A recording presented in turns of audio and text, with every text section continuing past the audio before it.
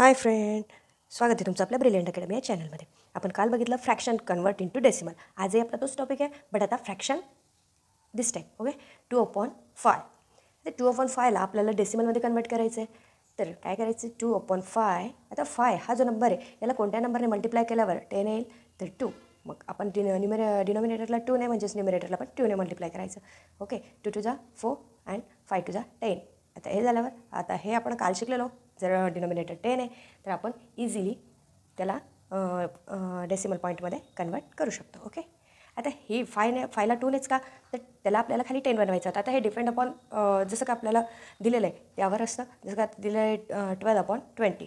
12/20 घेतला. आता 20ला कोणत्या नंबरने मल्टिप्लाय केल्यावर आपल्याला खाली 100 मिळेल, कारण आता हा तर 10पेक्षा मोठा आहे. आता याला 10 तर नाही बनवू शकणार. मग आता 25 जा